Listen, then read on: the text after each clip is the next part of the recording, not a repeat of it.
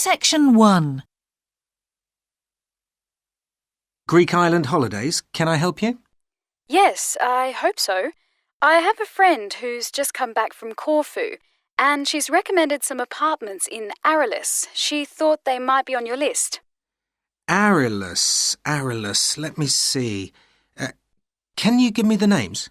Yes, the first's Rose Garden Apartments. I'd like to go with another friend in the last week of October.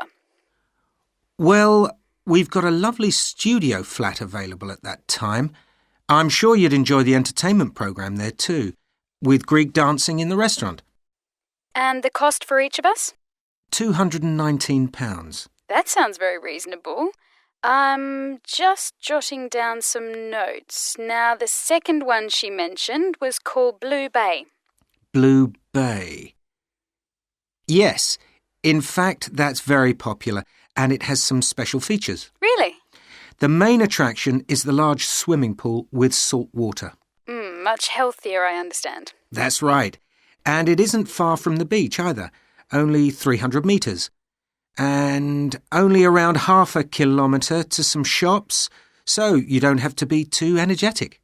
Is it much more expensive than the first one? Let me just check. I think at the time you want to go, it's around £260. No, £275 to be exact. Right, I've got that. Now, there are just 2 more apartments to ask you about. I can't read my own writing. Something to do with sunshine, is it? I think you meant the Sunshade Apartments. They're on a mountainside. Any special features? Yes, each room has its own sun terrace, and there are shared barbecue facilities. Ooh, sounds lovely. Yes, it is rather well equipped. It also provides water sports. It has its own beach. There are facilities for water skiing. Any kite surfing? My friend's quite keen. Not at the hotel, but I'm sure you'll find some in Arillis. There's also satellite TV in the apartments. And how much is that one? £490 with 2 sharing. You mean £245 each? I'm afraid not. Each person has to pay that amount, and there must be at least 2 in an apartment. Ooh, I don't think that would be within our budget, unfortunately. And the last one sounds a bit expensive too. The Grand? Actually, it's quite reasonable. It's an older style house with Greek paintings in every room and a balcony outside. Sounds nice. What are the views like? Well, there are forests all round, and they hide a supermarket just down the road, so that's very useful for all your shopping needs. There's a disco in the area too. And the price? £319 at that time, but if you leave it till November, it goes down by 40%. Too late, I'm afraid. Well, why don't I send you a brochure with full details, Miss... Nash. But don't worry about that. I'm coming to Upminster soon, and I'll call and get one. I just wanted to get an idea first. Well, that's fine. We've got plenty here when you come. If you've got a minute, could I just check a couple of points about insurance? I got one policy through the post, but I'd like to see if yours is better. Fine. What would you like to know? Well, the one I've got has benefits, and then the maximum amount you can claim. Is that like yours? Yes, that's how most of them are. Well, the first thing is cancellation. If the holiday's cancelled on the policy I've got, you can claim £8,000. We can improve on that, Miss Nash. For Greek Island holidays, our maximum is £10,000. That's good. Of course, our holiday won't even cost £1,000 together. It's still sensible to have good cover. Now, if you go to hospital, we allow £600. Yes, mine's similar. And we also allow a relative to travel to your holiday resort? My policy just says their representative will help you. You can see there's another difference there. And what happens if you don't get on the plane? Nothing, as far as I can see on this form. Don't you have missed departure? No, I'll just jot that down. We pay up to £1,000 for that, depending on the reason. And we're particularly generous about loss of personal belongings, up to £3,000, but not more than £500 for a single item. Then I'd better not take my laptop. Not unless you insure it separately. Okay, thanks very much for your time. You've really been helpful. Can I get back to you? Your name is... Ben Ludlow. That's Ludlow. I'm the assistant manager here. I'll give you my number. It's 081 260 543 216. But didn't I phone 081 260 567 294? That's what I've got on the paper. That's the main switchboard. I've given you my direct line. Right. Thank you very much for your time. Section 2. For the second in our series about locally run businesses, we meet Simon Winridge, co-founder of the hugely successful Winridge Forest Railway Park. Welcome, Simon. Now, perhaps you can begin by telling us a little bit about how it all started. Well, during the 1970s, my wife Liz and I had just acquired 80 acres of sheep farming land, and we decided to settle down and have children. Pretty soon we had a daughter, Sarah, and a son, Duncan. The place was wonderful for the kids. They particularly loved trains and gradually built up an enormous network of miniature railway track. I began to develop larger-scale models of locomotives, but we didn't think anything more of it until I went on a trip to a theme park near Birmingham and decided we could do a much better job. So we set up a small one ourselves, based on the miniature railway, and we opened to the public for just a month that year, 1984, in July, our driest month, because our children said they didn't want our guests to have a miserable wet visit. I dealt with park business and Liz carried on with the farm work. It soon became clear that we were onto a winner. We began to extend the railway track and lay it among more interesting landscape by planting trees, which in turn attracted more wildlife, and by making cuttings through the rock. Nowadays, we're open all year round, and we're pleased to say that Winridge is one of the most popular visitor attractions in the area, with 50,000 visitors a year. 1.5 million people have been through our doors since we opened. All these visitors mean we have had to expand our operation, and it's now a truly family concern. I'm near to retirement age, so I only concern myself with looking after the mechanical side of things, keeping the trains going. Liz now devotes all her energies to recruiting and supporting the large squadron of workers, which keep the place running smoothly. We're really pleased that, after some years away teaching, Sarah has now returned to the park and makes sure the visitors are kept fed and watered, which keeps her pretty busy, as you can imagine. Our son Duncan has been a stalwart of the park for the last 10 years, taking over from me in the area of construction.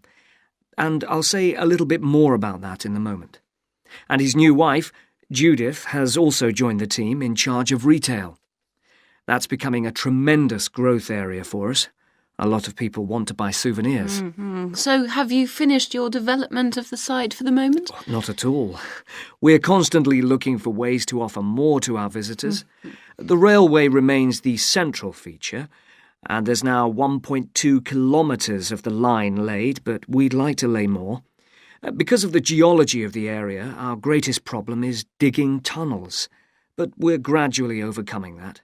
We're also very pleased with a new installation of the go-kart arena, which is 120 square metres in area. Again, the problem is the geology. We had to level the mounds on the track for safety reasons. We wanted to enable 5 to 12-year-olds to use the go-karts.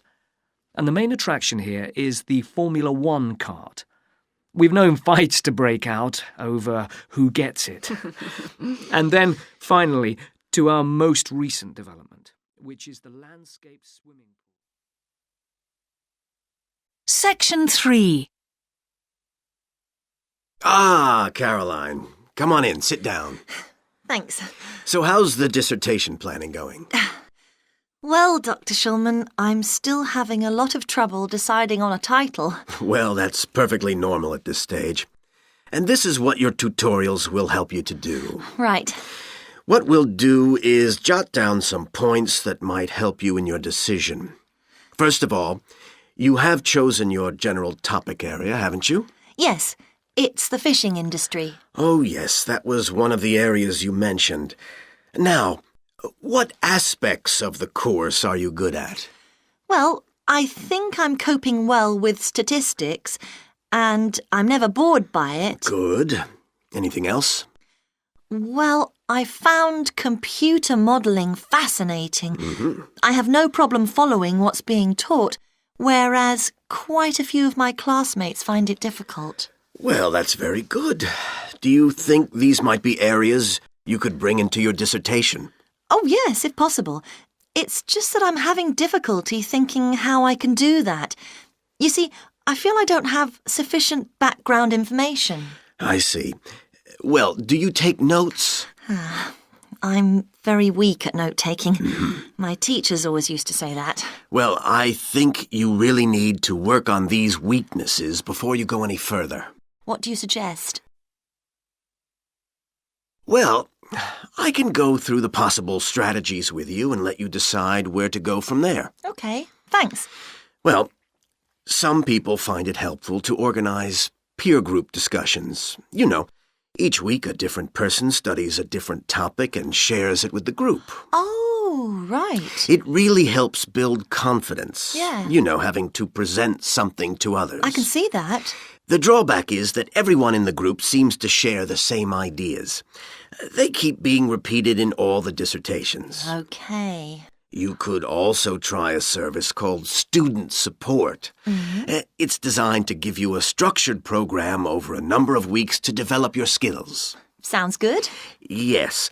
Unfortunately, there are only a few places. Ah. But it's worth looking into. Yes, of course. I know I've got to work on my study skills. And then there are several study skills books you can consult. Right. They'll be a good source of reference. But the problem is, they are sometimes too general. Yes, that's what I've found. Other than that, I would strongly advise quite simple ideas, like using a card index. Well, yes, I've never done that before. Oh, it's simple, but it really works because you have to get points down in a small space. Another thing I always advise is don't just take your notes and forget about them. Read everything 3 times. That'll really fix them in your mind. Yes. I can see it'd take discipline, but... Well, if you establish good study skills at this stage, they'll be with you all your life. Oh, yes, I completely agree. It's just that I don't seem to be able to discipline myself. I need to talk things over. We'll be continuing these tutorials, of course. Let's arrange next month's now. Let's see. I can see you virtually any time during the week starting the 22nd of January. What about the 24th? I'm free in the afternoon. Sorry, I'm booked then. What about the following day? The Thursday? Yeah? I can make the morning. Fine. We'll go for the 25th then. That's great. Thanks. Section 4. Good morning. In the last few lectures, I've been talking about the history of domestic building construction. But today, I want to begin looking at some contemporary experimental designs for housing. So, I'm going to start with a house which is constructed more or less under the ground. And one of the interesting things about this project is that the owners, both professionals but not architects, wanted to be closely involved, so they decided to manage the project themselves. Their chief aim was to create somewhere that was as environmentally friendly as possible. But at the same time, they wanted to live somewhere peaceful. They'd both grown up in a rural area and disliked urban life. So the first thing they did was to look for a site, and they found a disused stone quarry in a beautiful area. The price was relatively low, and they liked the idea of recycling the land, as it were. As it was, the quarry was an ugly blot on the landscape, and it wasn't productive any longer either. They consulted various architects and looked at a number of designs before finally deciding on one. As I've said, it was a design for a sort of underground house, and it was built into the earth itself, with 2 stories. The north, east, and west sides were set in the earth, and only the sloping south-facing side was exposed to the light. That was made of a double layer of very strong glass. There were also photovoltaic tiles fixed to the top and bottom of this sloping wall. These are tiles that are designed to store energy from the sun, and the walls had a layer of foam around them too to increase the insulation.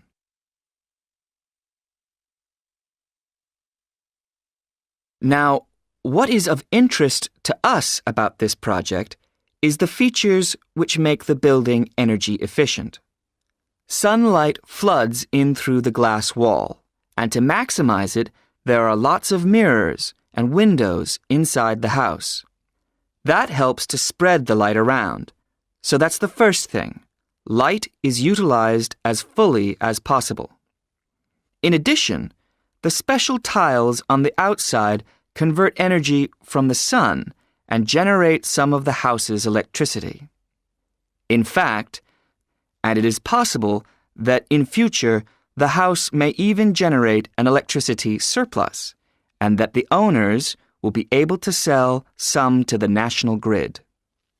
As well as that, wherever possible, recycled materials have been used. For example, the floors are made of reclaimed wood, and the owners haven't bought a single item of new furniture. They just kept what they already had. And then there's the system for dealing with the waste produced in the house. This is dealt with organically.